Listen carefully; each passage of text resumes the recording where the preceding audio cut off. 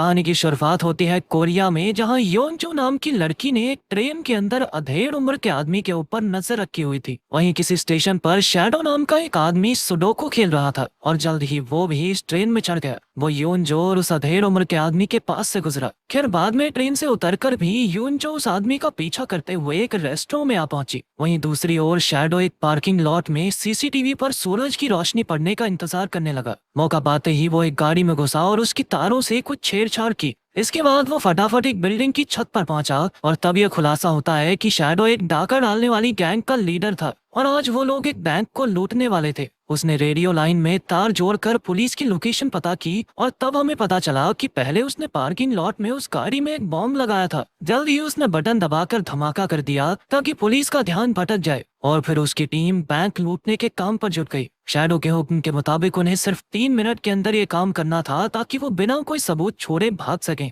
लेकिन फिर एक गुंडे के मन में लालच आ गया और उसने ज्यादा वक्त लगा दिया। इसी लापरवाही की वजह से पुलिस उनके पीछे पड़ गई। तब शैडो ने मैक्स नाम के एक मोटे आदमी को बीच सड़क पर ट्रक लाने का ऑर्डर दिया और जल्द ही वो पुलिस की गाड़ियों से टकरा गया। इसके बाद मैक्स भी तुरंत वहां से भाग निकला। वहीं दूसरी ओर वो आदमी योनजो के सामने आ गया और पूछा कि तुम मेरा पीछा क्यों कर रही हो। असल में उस आदमी का नाम हुआंग था और वो स्पेशल क्राइम्स यूनिट का चीफ था। योनजो भी उसकी टीम में जासूस बनना चाहती थी, इसीलिए वो हुआंग का पीछा कर रही थी। तब हुआंग ने उसका टेस्ट लेने के लिए योनजो को आज के दिन जो भी हुआ वो सब बताने को कहा। योनजो की याददाश्त बहुत तेज थी, इसीलिए उसके आसपास जो भी चीजें हुई थी वो उसने बिल्कुल सटीक तरीके से याद कर रखी थी। योनजो ने सब कुछ सही बताया मगर अंत में एक सवाल का जवाब नहीं दे पाई। तब हुआंग ने उसे अपने दिमाग में पूरा दिन फिर से याद करने को कहा और उसे आखिरी सवाल का जवाब भी मिल गया। आखिरकार हुआंग ने उसे अपनी टीम में शामिल कर लिया। बाद में जब हुआंग ऑफिस पहुंचा तो उसे बैंक में हुई लूट की जांच करने का जिम्मा मिला। उसने सीसीटीवी की पूरे फुटेज देख ली लेकिन कहीं भी शैडो और उसकी टीम का नामो निशान नहीं था।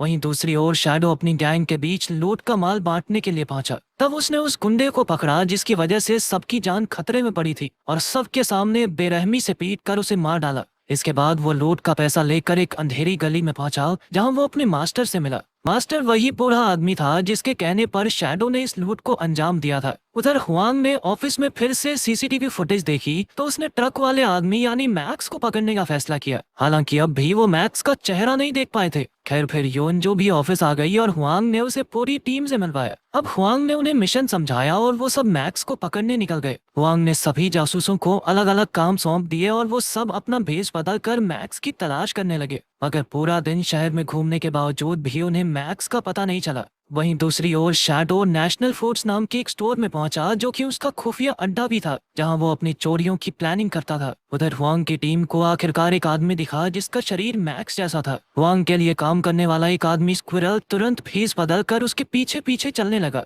मगर फिर पता चला कि आदमी मैक्स नहीं था। इधर रात को शैडो अपनी अगली चोरी को अंजाम देने निकल गया था। इस बार वो लोग एक कंपनी के कहने पर उनके खिलाफ मिले सबूतों को एक बिल्डिंग से चुराने वाले थे। कुछ मिनटों में उन्होंने अपना काम पूरा किया और वहां से भाग निकले मगर तभी शैडो को एहसास हुआ कि एक आदमी दूर से उस पर नजर रखे हुए था। अब शैडो तुरंत उस आदमी तक पहुंचा और उसे बेरहमी से मार डाला ताकि इस चोरी के बारे में किसी को कोई सबूत न मिले। कुछ देर बाद जब हुआंग की बॉस को ये खबर मिली कि उन्हीं चोरों ने एक बार फिर से चोरी कर ली है तो उसने हुआंग पर काफी गुस्सा किया। वहीं चोरी पूरी होने के बाद मास्टर ने शैडो को एक और काम सौंप दिया मगर शैडो ने इससे इनकार करते हुए कहा कि वो ये काम छोड़कर शांति से जीवन बिताना चाहता है। लेकिन मास्टर को यह हरगिज मंजूर नहीं था और उसने अपने एक आदमी को शैडो को जान से मारने का हुक्म दिया। जब शैडो अपनी गाड़ी में बैठा तब मास्टर के आदमी ने पीछे से उसका गला दबाने की कोशिश की मगर तभी शैडो ने अपनी गाड़ी सामने दीवार से टकरा दी जिससे वो गुंडा गाड़ी से बाहर जा गिरा और उसकी मौके पर ही मौत हो गई। इसके बाद शैडो मास्टर के पास गया और अपना अगला मिशन करने के लिए राजी हो गया।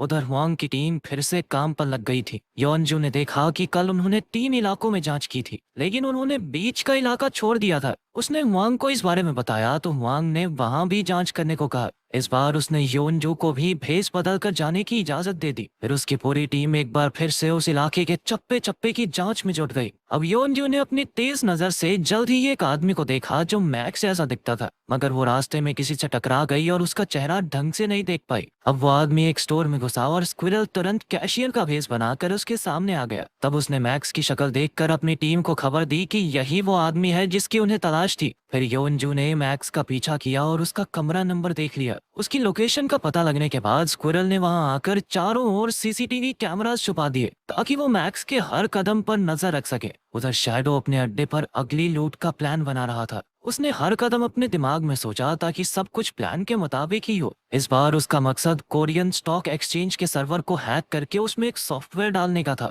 उधर हुआंग और उसकी बॉस उस अपार्टमेंट में पहुंचे जहां शैडो ने उस पर नजर रखने वाले आदमी को मार डाला था, मगर यहाँ भी उन्हें शैडो का कोई सुराग नहीं मिला। फिर हुआंग की नजर कैमरा की दिशा पर पड़ी और उसे एहसास हुआ कि शैडो सामने वाली बिल्डिंग की छत से अपनी लूट पर नजर रखता है। खैर, रात को योनजो ने देखा कि एक लड़की मैक्स के घर से कचरा बाहर फेंक रही थी। योनजो ने तुरंत वहां जाकर कचरे का लिफाफा खोला और उसकी तलाशी लेने लगी। फिर हुआंग की मदद से उन्होंने कुछ कागज के टुकड़ों को इकट्ठा किया जो एक सुडोकू पजल थी, मगर इस पजल को सही तरीके से सुलझाया नहीं गया था। तो उन्हें एहसास हुआ कि शायद ये चोरों के अगले मिशन से जुड़ी हुई है। फिर उन्होंने नंबर्स को अलग अलग तरह से जोड़कर देखा और आखिरकार उन्हें पता चला कि ये कोरियन स्टॉक एक्सचेंज का आईपी एड्रेस था। वहीं दूसरी ओर मैक्स एक पुरानी बिल्डिंग में गया तो वांग की टीम उसका पीछा करने लगी। उन्होंने मैक्स के साथियों की तस्वीरें ले ली और बाद में एआई की मदद से उन्होंने सभी गुंडों का नाम पता ढूंढ निकाला। साथ ही उन्होंने गुंडों के अड्डों पर माइक्रोफोन भी लगा दिए ताकि वो उनकी हर चाल पर नजर रख सकें।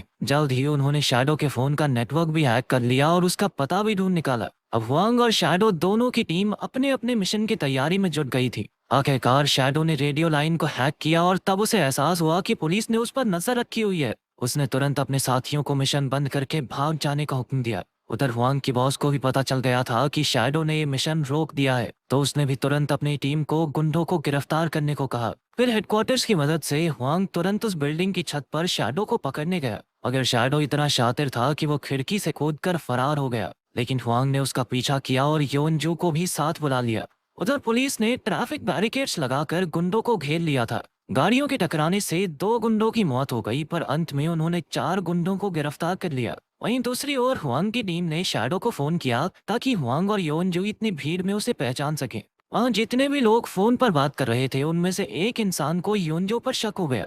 वांग ने भी इस आदमी को स्टॉक एक्सचेंज के पास देखा था, इसीलिए वो उसका पीछा करने लगे, मगर शैडो जल्द ही भागकर सड़क के दूसरी ओर चला गया। तब स्क्विरल ने ट्रैफिक पुलिस का भेस बनाकर उसे रोक लिया, मगर शैडो को भी उसकी असलियत के बारे में पता था और वो स्क्विरल पर एक नुकीली चीज से वार करके भाग निकला। वांग और योनजो तुरंत उसे बचाने दौड़े, मगर तब तक काफी देर हो चुकी थी। उन दोनों को शैडो की पहचान हो गई थी, मगर स्क्विरल की मौत की वजह से मिशन को बंद कर दिया गया। फिर रात को शैडो मास्टर को मारने निकल गया क्योंकि वो ये किस्सा खत्म करके चोरी चकारी के धंधे से बाहर आना चाहता था। जब वो मास्टर के पास पहुंचा तो उसके चारों ओर गुंडों की फौज थी, मगर शैडो भी कम ताकतवर नहीं था। उसने जल्द ही गुंडों का सामना करना शुरू कर दिया और उन्हें एक एक करके धोई चटाकर मास्टर की ओर बढ़ा। कुछ ही देर में उसने मास्टर को बेरहमी से मौत के घाट उतार दिया।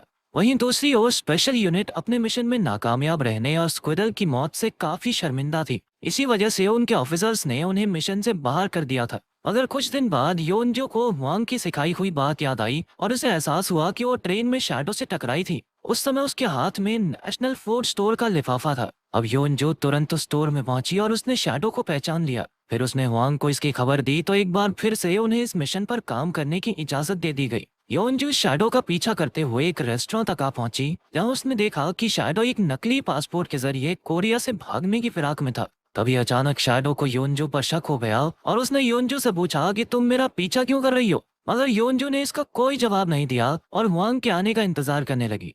हुआंग के आते ही शैडो वहां से भाग निकला और हुआंग ने उसका पीछा किया, मगर कुछ दूर जाते ही शैडो ने एक नुकीली चीज से हुआंग पर घातक हमला कर दिया।